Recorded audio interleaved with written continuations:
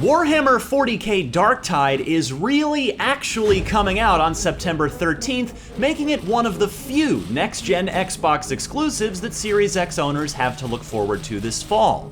As such, it is quite likely to benefit from the extra attention from Xbox gamers starved for fresh content. After playing through one of this Warhammer meets Left 4 Dead mashup's dozen 4-player co-op missions, I'm pleased to report that Darktide looks set to be both worthy of that attention and approachable to players both familiar with and new to Warhammer and/or anyone who's played Vermintide 2.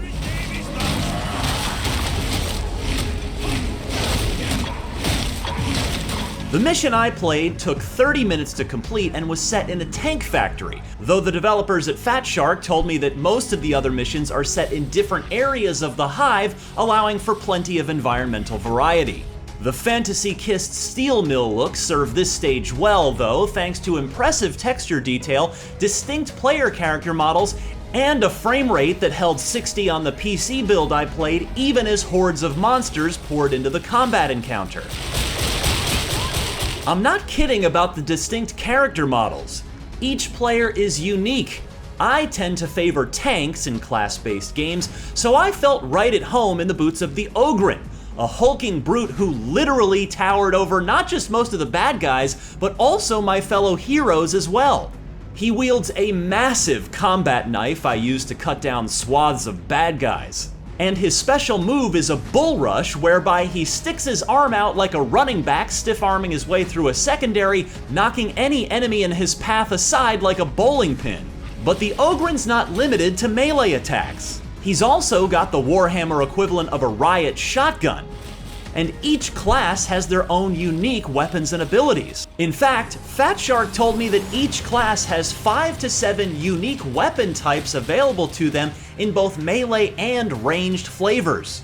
You'll earn new ones when you level up, though you can also purchase them with credits earned within the game.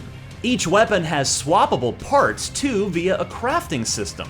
And talent trees allow for character progression that carries over from match to match, giving you a reason to keep coming back for more of the procedurally generated combat scenarios within Darktide's dozen missions. Overall, combat was quite enjoyable. My teammates and I were repeatedly cautioned by the Fat Shark developers to stick together, and it's easy to see why.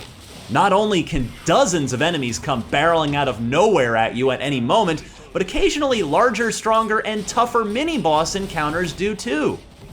I saw a shielded Ogryn who proved to be an effective counter to my slow, lumbering brute because I couldn't get around to attack him from behind very quickly, and my combat knife just bounced off his massive shield when attempting to attack from the front.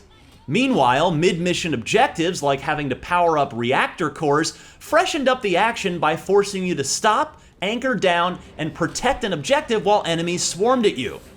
I appreciated the little mini-games tied to these otherwise rudimentary moments, as sometimes you'd have to do a quick icon-matching puzzle before you can proceed, all while you're getting, you guessed it, flanked from all sides. Unfortunately, Fat Shark did tell me that there's no cross-play at launch, so Xbox Series X and S players won't be able to team up with their friends on PC. Perhaps that feature will be added in the future, but after a half hour of diving headfirst into the 4-player mayhem of Darktide, I have little doubt that Xbox fans won't have any trouble finding a good match.